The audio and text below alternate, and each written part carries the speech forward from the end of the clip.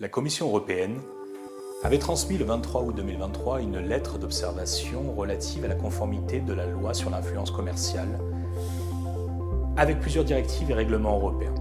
Pour la Commission européenne, la loi du 9 juin 2023 enfreignait l'applicabilité directe du règlement DSA avec un risque majeur de fragmenter le marché unique européen. Sommé de revoir sa copie, le législateur français a donc fait usage de l'article 3 de la loi dite DDA-DUE qui habilite le gouvernement à prendre par ordonnance et dans un délai de 9 mois à compter de sa publication les mesures nécessaires pour simplifier et adapter aux directives et règlements ses propres mesures législatives. Selon le rapport numéro 213 déposé le 13 décembre 2023, les modifications devraient consister à, d'une part, préciser la définition de l'activité d'influence commerciale,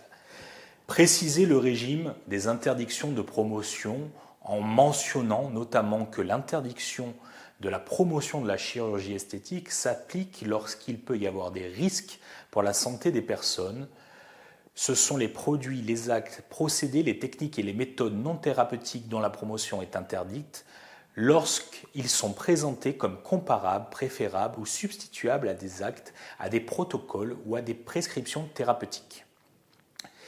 La mention d'interdiction, au moins de 18 ans, pour la promotion de jeux d'argent et de hasard doit être claire, lisible, compréhensible, sous tout format utilisé et non plus durant l'intégralité du visionnage.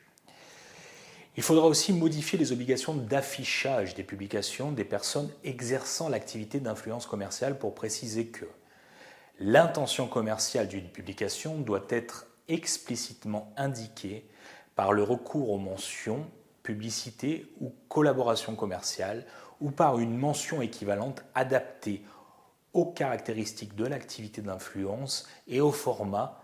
du support de communication utilisé. Les mentions images retouchées, images virtuelles doivent être claires, lisibles, compréhensibles sous tout support utilisé et non plus durant l'intégralité du visionnage. Il faudra également modifier l'article 9 pour préciser que l'obligation de désigner une forme de représentation légale sur le territoire de l'Union européenne concerne, en plus des autres conditions déjà fixées par la loi, les personnes exerçant l'activité d'influence commerciale qui ciblent un public en France.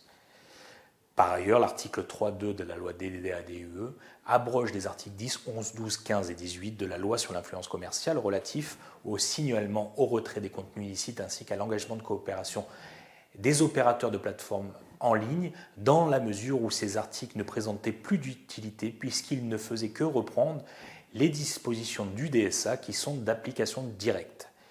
L'ordonnance du gouvernement, laquelle devra donner lieu à une loi de ratification votée par le Parlement, est en attente. Et dans cette attente, les professionnels de la publicité doivent continuer à appliquer les articles 1 à 9 de la loi du 9 juin 2023.